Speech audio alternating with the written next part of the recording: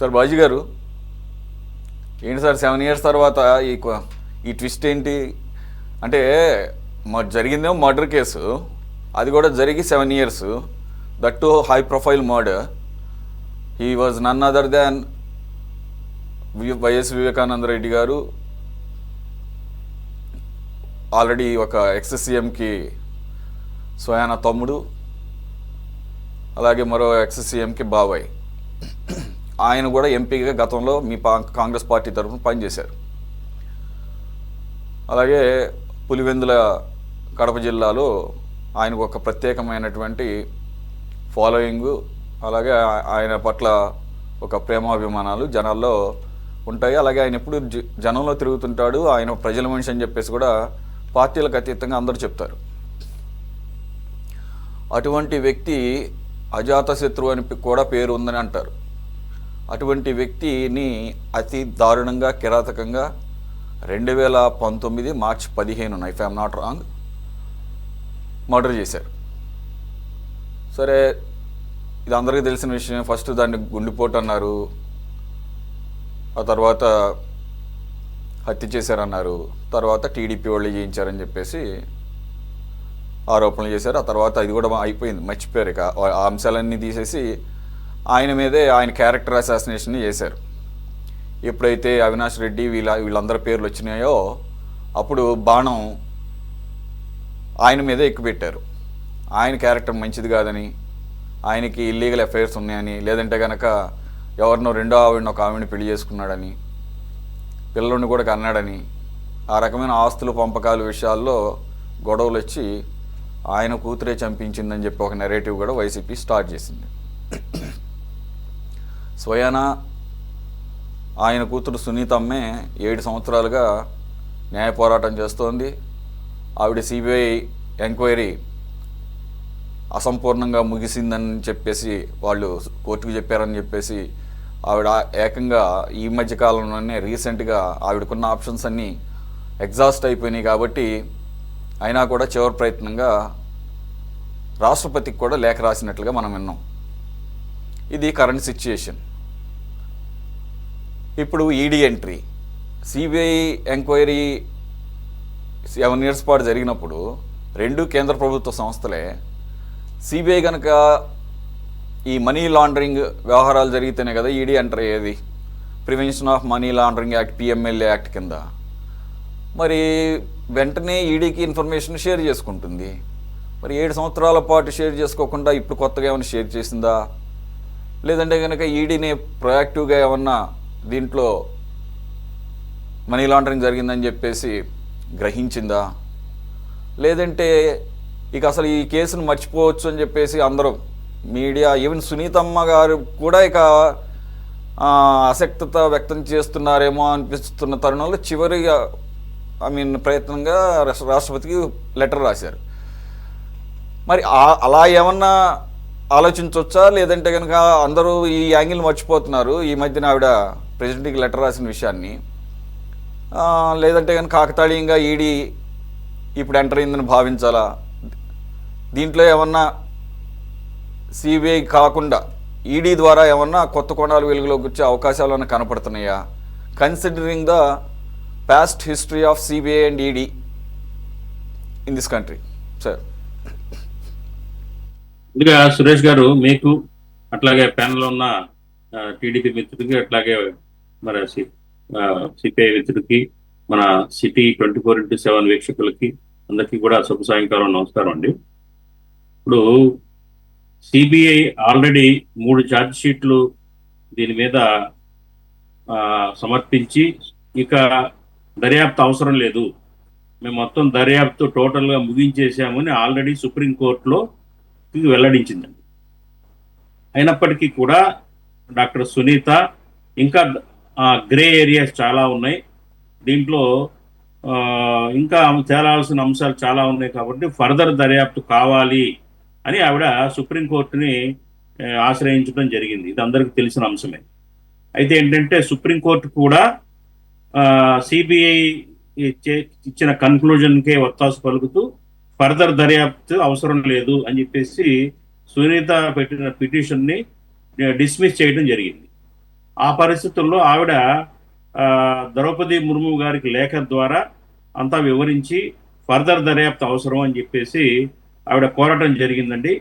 మరి రాష్ట్రపతి గారి ఆదేశాల, లేకపోతే కేంద్ర కేంద్రంలో ఉన్న పెద్దల యొక్క మౌఖిక ఆదేశాల, మరి అది మనం చెప్పలేం. కానీ ఈడీ తన పని ఏదైతే ఈ మనీ లాండరింగ్ యాక్ట్ ఏదైతే ఉందో ఆ ప్రకారంగా ఈ కేసులో సిబిఐ ఏదైతే 3 ఛార్జ్ షీట్లో పొందుపరిచిన అంశాలు, ఎవిడెన్సెస్, ఆధారాల ప్రకారంగా మరి డైరెక్ట్గా ఏదైతే అక్యూజ్డ్గా భావించబడుతున్నారో అవినాష్ రెడ్డి, ఆయన తండ్రి భాస్కర్ రెడ్డి, ఆయన యొక్క నియరెస్ట్ బంధువుల ఇళ్లలో, మరి హైదరాబాద్లో, పులివెందుల్లో, కడప జిల్లా పలు ప్రాంతాల్లో సోదాలు నిర్వహించడం జరిగిందండి.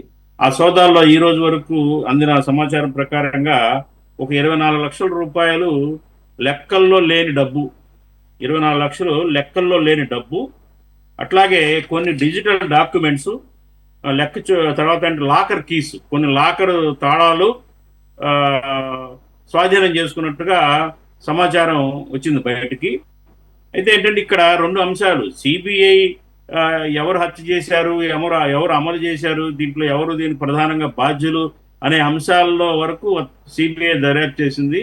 అయితే ఈడీ ఇప్పుడు ఈ హత్యకి ఉపయోగించిన డబ్బు ఎంత, ఈ డబ్బు ఎక్కడి నుంచి వచ్చింది, ఎవరు సరఫరా చేశారు, ఎంత సరఫరా చేశారు, ఆ తర్వాత ఇది ఎక్కడికి వెళ్ళింది, డబ్బు హత్య తర్వాత ఈ డబ్బు ఎక్కడికి వెళ్ళింది, ఎవరి అకౌంట్లోకి బదిలీ అయింది, ఇవన్నీ కూడా ఈడీ దర్యాప్తు చేసి తగిన ఆధారాలని మరి సుప్రీంకోర్టుకు సమర్పించే అవకాశం ఉంది. ఇక్కడ ఏంటంటే ఆల్రెడీ దీంట్లో ట్విస్ట్ ఏంటంటే దస్తగిరి అనే ఒక వ్యక్తి, అతను నేరస్తుడు, దీంట్లో ఉన్న నేరం ఆరోపించబడిన ఒక నిందితుడు, అతను అప్రూవల్గా మారి దీంట్లో 40 కోట్లు డీల్ కుదిరింది, 4 కోట్ల రూపాయలు అడ్వాన్సులుగా చెల్లించారు, దాంట్లో సునీల్ యాదవ్ అనే వ్యక్తి ద్వారా నాకు 1 కోటి రూపాయలు అందినాయి అని వాంగ్మూలం ద్వారా తెలియపరచడం వల్ల దీంట్లో మనీ బాగా పెద్ద ఎత్తున దీంట్లో బదిలీ అయింది అనేది దీని ఆధారాలు బయటకు వచ్చినాయండి.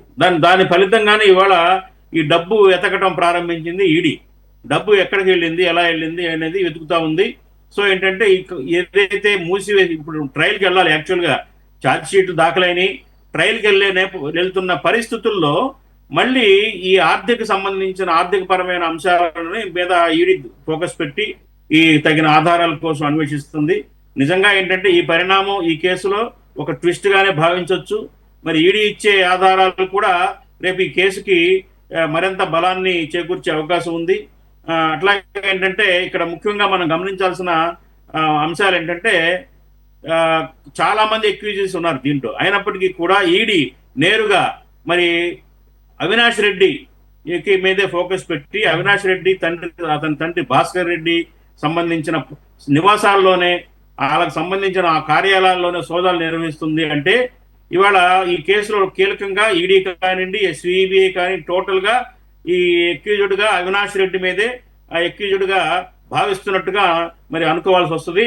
కాబట్టి ఏంటంటే ఖచ్చితంగా ఈ కేసు ఇంకా కొంచెం ముందుకెళ్లే అవకాశం ఉంది. ట్రయల్కి వెళ్ళబోయే ముందు మరికొన్ని ఆధారాలు లభించే అవకాశం ఉంది. మరి డాక్టర్ సునీతారెడ్డి తను చేస్తున్న ప్రధానమైన డిమాండ్స్ ఏంటంటే ఇంకా ఈ కుట్రలో ఇంకా చాలా మంది పాత్ర ఉంది, ఈ మర్డర్ చేసిన కుట్రలో చాలా మంది పాత్ర ఉంది. అట్లాగే ప్రధానంగా ఏంటంటే ఈ హత్య జరగడానికి ముందు ఈ హత్య జరుగుతుంది అనే దీనికి ప్రణాళిక సిద్ధమైంది హత్యకి అని ఎవరికైనా ముందస్తు సమాచారం ఉందా, ఎవరికి ఉంది, మరి అప్పటి ప్రభుత్వ పెద్దలకు ఉందా, ఇంకెవరికన్నా ఉందా అనే కోణంలో కూడా దర్యాప్తు జరపాలనేది సునీతారెడ్డి చేస్తున్న ప్రధానమైన డిమాండ్. అట్లాగే హత్యకు ఉపయోగించిన ఆయుధం ఎక్కడుంది, ఆయుధాన్ని ఎందుకు రికవరీ చేసుకోలేదు అనేది కూడా సునీతారెడ్డి చేస్తున్న ప్రధానమైన ప్రశ్న. అట్లాగే ఏంటంటే ఆధారాలు ధ్వంసం చేశారు, మరి సాక్షుల్ని ప్రభావితం చేశారు, అట్లాగే డబ్బు లావాదేవీలు పెద్ద ఎత్తున జరిగినాయి, వీటన్నిటి మీద కూడా పూర్తిగా ఆధారాలు రాలేదు, పూర్తిగా దర్యాప్తు జరపలేదు. కాబట్టి కేసు నిర్వీర్యం అయ్యే అవకాశం ఉంది. కాబట్టి ఈ ఏరియాస్, ఈ గ్రే ఏరియాస్ ఏదైతే ఉన్నాయో ఈ ఏరియాస్ మీద కంప్లీట్ దర్యాప్తు జరపాలన్నది సునీతారెడ్డి డిమాండ్. అయితే ఈ డిమాండ్ని సిబిఐ తిరస్కరించింది. ఎందుకంటే సుప్రీంకోర్టు కూడా తిరస్కరించింది. సిబిఐ ఆల్రెడీ ఇంకా దర్యాప్తు జరగడానికి ఏమి లేదు, పుటప్ చేసి అన్ని అయిపోయినాయి, ట్రయల్కి వెళ్ళాలి అనుకున్న దశలో అవన్నీ అసంపూర్తిగా ఉన్నాయి అని సునీత రెడ్డి క్లెయిమ్ చేయడం అనేది ఇక్కడ మనం గమనించాల్సిన అంశం. సో ఏంటంటే ఓవరాల్గా ఏంటంటే ఇప్పుడు ఏదైతే సునీత రెడ్డి డిమాండ్ చేస్తున్న 5-6 పాయింట్స్ మీద యాక్చువల్గా ఈడీ సోర్స్ చేసే అధికారం లేదు.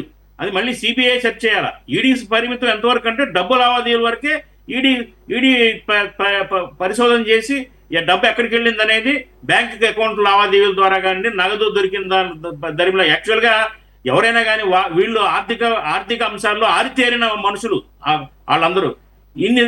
ఇంత గ్యాప్ వచ్చిన తర్వాత ఆర్థిక సంబంధమైన సాక్ష్యాధారాలు ఇలా ఉంచి ఈడీకి అందుబాటులో ఉంచుతారా అనేది ఒక హాస్యాస్పదమైన క్వశ్చన్.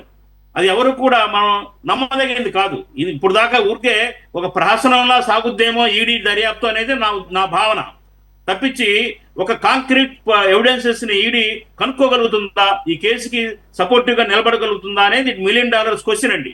సో ఏంటంటే ఈవేళ ఉన్న ఆధారాలు, నా ఉద్దేశం ఏంటంటే ఉన్న ఆధారాలు ఏదైతే ఉన్నాయో సిబిఐ 3 ఛార్జ్ షీట్లో దాఖలు చేసిన ఆధారాలు కన్క్లూజన్కి వచ్చిన ఇన్ఫర్మేషన్ ఆధారంగా ట్రయల్స్ నిర్వహించి ముందుకెళ్తే ఈ కేసులో కొంత పురోగతి వస్తుందేమో అనేది నా ఉద్దేశం.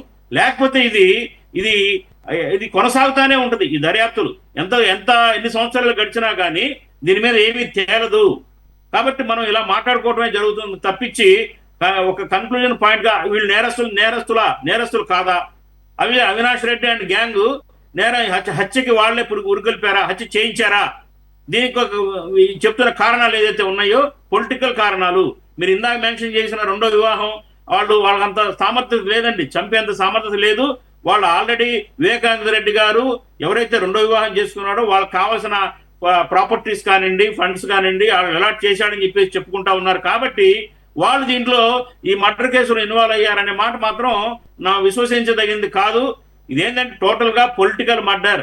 ఇది కుటుంబ తగాదాలు, కుటుంబాల మధ్య ఉన్న వ్యక్తుల మధ్య ఉన్న ఈర్ష్యా ద్వేషాలు, రాజకీయంగా తనకు అడ్డొస్తాడని వివేకానంద రెడ్డి గారు, తర్వాత ఇంకా ఇతరితర వ్యాపార సంబంధించిన ఆర్థిక సంబంధమైన లావాదేవీలు బోల్డ్ ఉన్నాయి వాళ్ళ మధ్య. దాని ఫలితమే ఈ మర్డర్ అనేది ఆ కడప జిల్లాలో వీళ్ళ గురించి, ఈ కుటుంబం గురించి తెలిసిన ఎవరికైనా కానీ అర్థమైపోతుంది ఈజీగా. ఎవరైనా చెప్పగలుగుతారు ఆ ప్రజలు, అక్కడ ప్రజలు స్థానికులు. మనమంటే ఆధారాలు, ఊహాగానాలు, వచ్చిన వార్తల ఆధారంగా మాట్లాడుకుంటాం. కానీ ఏంటంటే అక్కడ స్థానికంగా ఉన్న వాళ్ళకి మాత్రం ఇవన్నీ కూడా చాలా తేటతెల్లంగా కథలుగా చెప్పుకుంటా ఉంటారు. కాబట్టి ఈ మర్డర్ యొక్క నేపథ్యం మరి పర్సనల్ గా ఉన్న, కుటుంబాల మధ్య ఉన్న ఆర్థిక పరమైన, రాజకీయ పరమైన వైషమ్యాలే, అసూయ ద్వేషాలే, పగలే ప్రతీకాలే. కానీ ఈ రెండో వివాహం చేసుకున్న సబ్జెక్ట్ మాత్రం దీంట్లో లేదు అనేది నేను ఖచ్చితంగా చెప్పగలుగుతాను సురేష్ గారు. కాబట్టి ఏంటంటే ఈడీ తన పని తను చేసుకుపోతుంది. చూశారుగా ఇవాళ మొత్తం దర్యాప్తు చేసిన వాళ్ళ ఇళ్లలో లభించింది 24 లక్షల రూపాయలు డాక్యుమెంట్లు, డిజిటల్ డాక్యుమెంట్స్. దీని ద్వారా ఏమి కొండంతవి ఎలిగిపెట్టినట్టు ఉంటుంది తప్ప ఈ కేసుకు సపోర్ట్ గా నిలబడే ఆధారాలు పెద్దగా దొరుకుతాయని నేను అనుకోవటం లేదు. కాబట్టి ఏంటంటే వాట్ ఎవర్ సిబిఐ ఏదైతే విచారించి పొందుపరిచిన సాక్ష్యాధారాలు ఏదో ఉన్నాయో అవే కీలకంగా ఈ కేసులో తీసుకొని ముందుకు నడిపిస్తే బాగుంటుందనేది నేను అభిప్రాయపడుతున్నాను సురేష్ గారు.